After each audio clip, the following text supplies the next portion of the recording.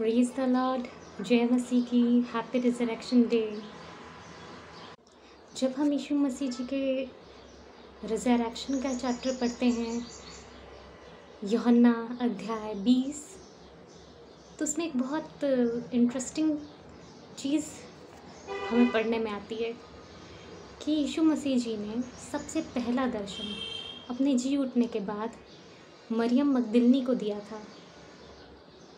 परंतु जब मरियम मगदलिनी उन्हें छूने के लिए हाथ बढ़ाती है तो यीशु मसीह जी उसे क्यों रोक देते हैं? इसलिए कि वो स्त्री थी और वो छूते हो जाते? जी नहीं, परंतु 8 दिन के बाद थोमा को वो छूने देते हैं। क्यों? आइए जानते हैं बाइबल के अध्याय के द्वारा से। यूहन्ना अध्याय 20 उसके 16वें वचन में हम पढ़ते हैं, उसके 16वें वचन में हम पढ़ते हैं, यीशु ने उससे कहा मरियम। उसने पीछे मुड़कर उससे इब्रानी में कहा रब्बूनी, अर्थात हे गुरु। यीशु ने उससे कहा मुझे मत छू, क्योंकि मैं अब तक पिता के पास ऊपर नहीं गया, परंतु मेरे भाइयों के पास जाकर उनसे कह दे कि मैं अपने पिता, तुम्हारे पिता और अपने परमेश्वर और तुम्हारे परमेश्वर के पास ऊपर जाता हूँ। हालेलुया। अब सवाल ये उठता है कि जब यीशु मसीह जी ने थोमा को अपने हाथ के पंजरों में छूने के लिए कहा था, छूने दिया था, तब भी वो अपने पिता के पास ऊपर नहीं गए थे, तो उन्होंने मरियम को क्यों रोका? आइए जानते हैं बाइबल के द्वारा से कि यीशु मसीह जी ने क्यों थोमा और मरियम को अलग अलग इंस्ट्रक्शंस दिए कि एक उन्हें छू सकता है और दूसरा उन्हें नहीं छू सकती। इसका भी जवाब हम बाइबल में पाते हैं। जब हम निर्गमन की पुस्तक का 29वां अध्याय अध्ययन करते हैं तो हम पाते हैं कि यहूदियों में याजक की पवित्रता के लिए कुछ नियम बनाए गए थे। On the day of atonement, Bible के अनुसार जो महायाजक है उसके लिए पवित्रता के कुछ नियम बनाए गए थे। वो नियम ये थे कि महायाजक किसी भी अशुद्ध चीज़, औपचारिक रूप से किसी भी अशुद्ध इंसान या चीज़ के संपर्क में नहीं आ सकता था। The most high priest was forbidden to come into contact with anything that was ceremonially unclean. अन्यथा वो परमेश्वर की जो प्रेजेंस है, नज़दीकी, उसमें आने से वो वंचित हो जाता था। और ये पवित्रता का नियम बहुत ज़रूरी माना गया महायाजक के लिए। और आफ्टर रिजरेक्शन यीशु मसीह जी, जो कि सबसे बड़े महायाजक हैं, our ultimate most high priest, सबसे बड़े महायाजक, वो पवित्र तंबू में होकर आए, परमेश्वर की नज़दीकी में सिद्ध होकर, जो ना कि बकरे के लहू से, ना मेमने के लहू से, परंतु स्वयं के निर्दोष लहू के द्वारा से परमेश्वर की नज़दीकी में जाकर पवित्र तंबू में होकर आए, एक ही बार में पवित्र स्थान में प्रवेश किया और अनंत छुटकारा प्राप्त किया। हालेलुया। ये वचन हम पाते हैं इब्रानियों अध्याय 9 और उसके 11वें और 12वें वचन में। आइए जानते हैं बाइबल के वचनों को पढ़कर। इब्रानियों उसका अध्याय 9 और 11वें वचन में हम पढ़ते हैं, परंतु जब मसीह आने वाली अच्छी वस्तुओं का महायाजक होकर आया तो उसने और भी बड़े और सिद्ध तंबू से होकर, जो हाथ का बनाया हुआ नहीं, अर्थात इस सृष्टि का नहीं, और बकरे और बछड़ों के लहू द्वारा नहीं, पर अपने ही लहू के द्वारा एक ही बार में पवित्र स्थान में प्रवेश किया और अनंत छुटकारा प्राप्त किया। हालेलुया।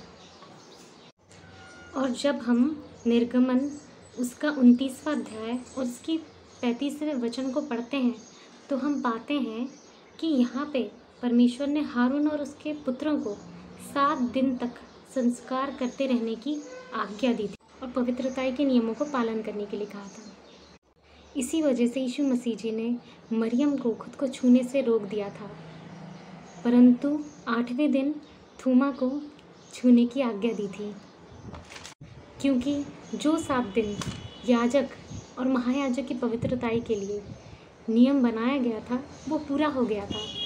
7 दिन पूरे हो चुके थे, इसलिए थोमा यीशु मसीह जी को छू सकता था, परंतु मरियम नहीं छू सकती थी, क्योंकि उस वक्त यीशु मसीह जी रिजरेक्ट हुए थे, जी उठे थे और 7 दिन की पवित्रताई के नियम पूरे नहीं किए थे। परंतु 7 दिन के पवित्रताई के नियम पूरे करने के बाद थोमा उन्हें छू सकता था, क्योंकि पवित्रताई के नियम पूरे हो गए थे।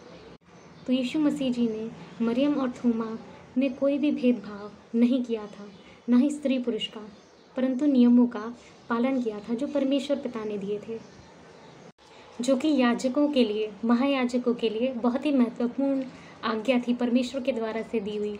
और यीशु मसीह जी हमारे सबसे बड़े महायाजक होकर आए थे और जो आज भी हमारे सबसे बड़े महायाजक हैं। हालेलुया, धन्यवाद प्रभु का।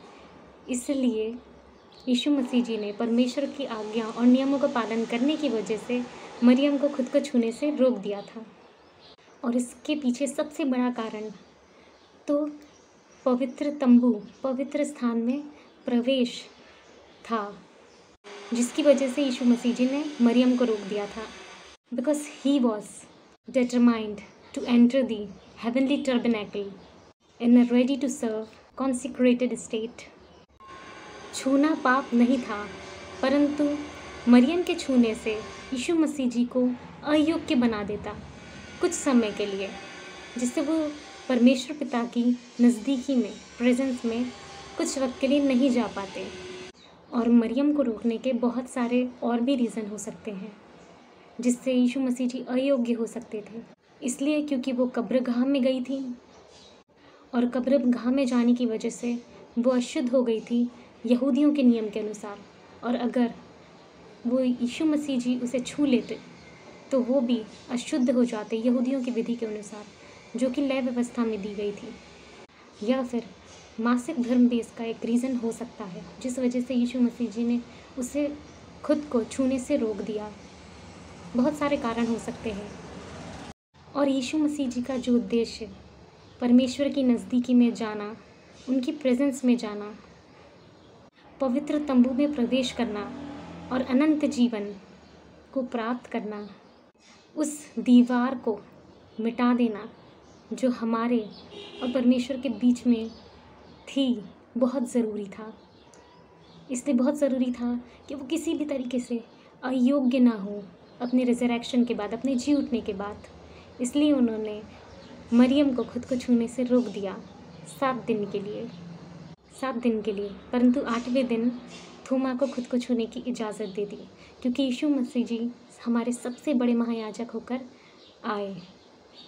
इसलिए बहुत ज़रूरी था कि वो सारी विधि को, सारे नियम को, आज्ञा को अच्छे से पूरा करें। और हमारे और परमेश्वर पिता के बीच में एक ही बिछवाई है, वो है यीशु मसीह। हालेलुया, धन्यवाद हो यीशु मसीह जी का।